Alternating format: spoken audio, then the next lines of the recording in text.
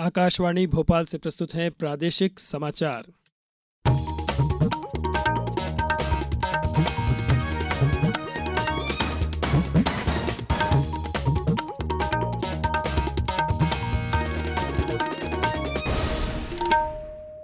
नमस्कार, समाचारों के साथ मैं नवनीत चौबे।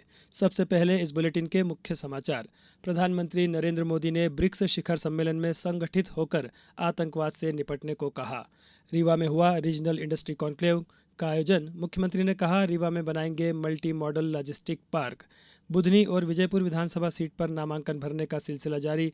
अब तक 9 उम्मीदवारों ने भरा पर्चा। और प्रदेश के कई जिलों में ठंड ने दी दस्तक। पचमढ़ी में पारा 14 डिग्री सेल्सियस के करीब पहुंचा। अब समाचार विस्तार से।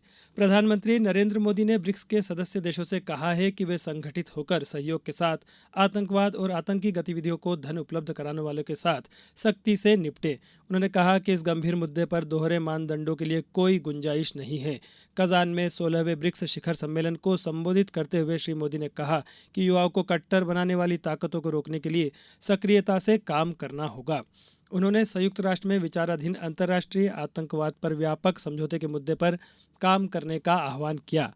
प्रधानमंत्री नरेंद्र मोदी ने कहा कि नए स्वरूप में ब्रिक्स $30 ट्रिलियन से अधिक बड़ी अर्थव्यवस्था है। उन्होंने कहा कि विभिन्न क्षेत्रों में इस वर्ष ब्रिक्स के भीतर बनी सहमति हमारे आर्थिक सहयोग को मजबूत करेगी।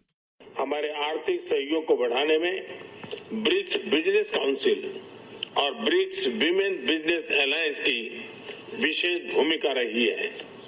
इस वर्ष ब्रिक्स के अंदर WTO reforms, trade facilitation in agriculture, resilient supply chains, e-commerce और स्पेशल इकोनॉमिक जोन को लेकर जो सहमति बनी है, उससे हमारे आर्थिक सहयोग को बल मिलेगा। प्रधानमंत्री नरेंद्र मोदी रूस के कजान में ब्रिक्स सम्मेलन से अलग चीन के राष्ट्रपति शी जिनपिंग के साथ द्विपक्षीय बैठक की। दोनों नेताओं ने कई द्विपक्षीय मुद्दों पर चर्चा करी, साथ ही कई अंतर्राष्ट्रीय मुद्दों पर चर्चा हुई। उल्लेखनीय है कि प्रधानमंत्री मोदी और चीन के राष्ट्रपति के बीच यह पिछले 5 वर्षों में होने वाली पहली औपचारिक बैठक है।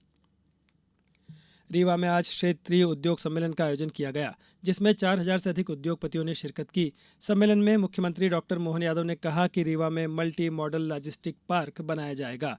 साथ ही संजय दुबरी नेशनल पार्क को अंतर्राष्ट्रीय स्तर का बनाया जाएगा। हेल्थ टूरिज्म को विकसित किया जाएगा। सिंगरौली, सीधी, मऊगंज, मैहर में MSME के नए औद्योगिक क्षेत्र विकसित किए जाएंगे। रीवा और सतना में मौजूदा क्षेत्र के अलावा नया औद्योगिक क्षेत्र विकसित किया जाएगा। औद्योगिक क्षेत्र बेढ़न में 84 लाख रुपए की जलापूर्ति योजना होगी। मुख्यमंत्री ने कहा कि लाडली बहनों को 1250 रुपये के साथ ही इंडस्ट्री में काम करने वाली बहनों को 5000 रुपये प्रोत्साहन राशि भी देंगे। कि केवल लाडली बहनों के लिए हम 1250 दे रहे हैं, ऐसा नहीं है।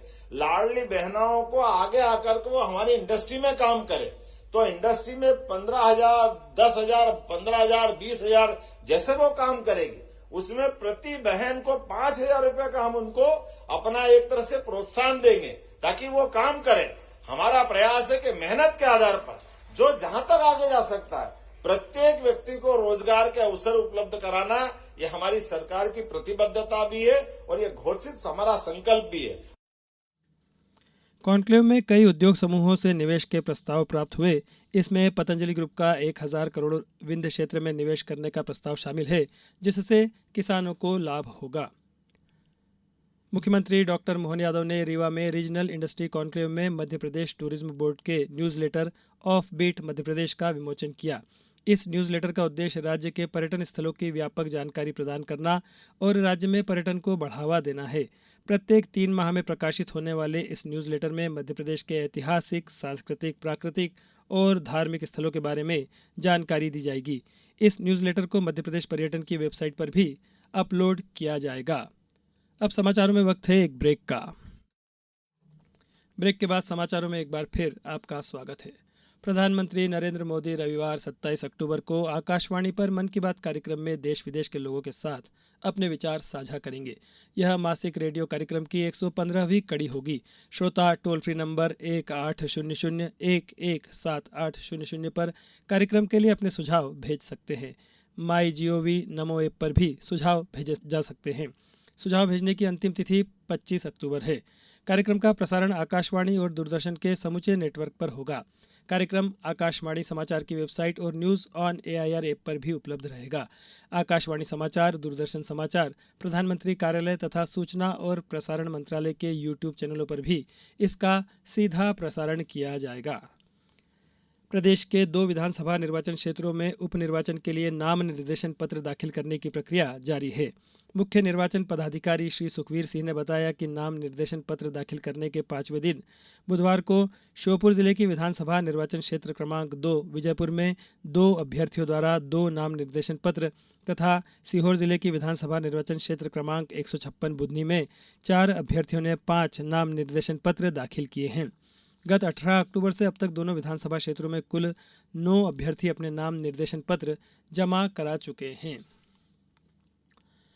समर्थन मूल्य पर धान, ज्वार एवं बाजरा के उपार्जन के लिए प्रदेश में 7,85,041 किसानों ने पंजीयन कराया है, जो पिछले वर्ष से अधिक है। खाद्य नागरिक आपूर्ति एवं उपभोक्ता संरक्षण मंत्री गोविंद सिंह राजपूत ने बताया है कि मोटे अनाज का उपार्जन 22 नवंबर और धान का उपार्जन 2 दिसंबर से किया जाएगा।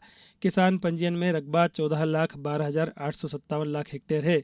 रकबे का सत्यापन राजस्व विभाग के अमले द्वारा किया जा रहा है।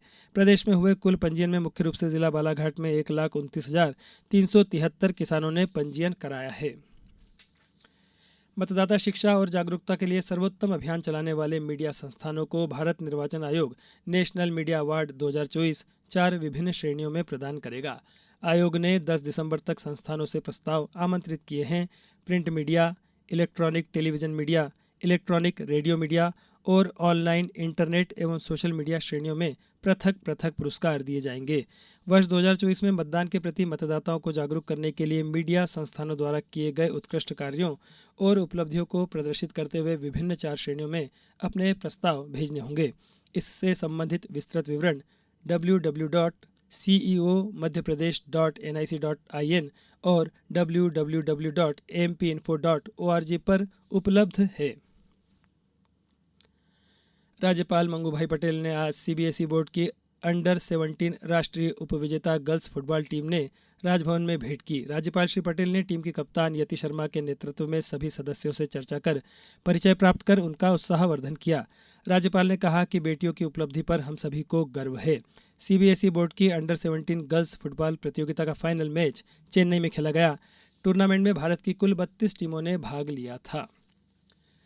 प्रदेश के कई जिलों में ठंड ने दस्तक देना शुरू कर दिया है। प्रदेश में सबसे कम तापमान पचमढ़ी में 14.4 डिग्री सेल्सियस दर्ज किया गया। मंडला, शिवपुरी, शहडोल, कटनी सहित कई अन्य जिलों में तापमान 20 डिग्री सेल्सियस से नीचे पहुंच गया।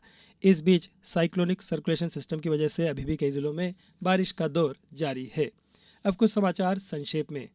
जिला चिकित्सालय नीमच द्वारा आज रेड क्रॉस सभागार में वृद्धजनों के लिए निःशुल्क स्वास्थ्य शिविर आयोजित किया गया। शिविर में 97 वृद्धजनों ने उपचार का लाभ लिया। पन्ना के प्राणनाथ मंदिर में चल रहा 10 दिवसीय अंतर्राष्ट्रीय शरद पूर्णिमा महोत्सव अपने परंपरागत भव्यता के साथ आज संपन्न हो गया। श्रद्धालुओं और प्रणामी संप्रदाय के धर्मगुरुओं ने बंगला साहिब मंदिर में उन्हें आसन ग्रहण कराया। इस बुलेटिन में बस इतना ही। नमस्कार।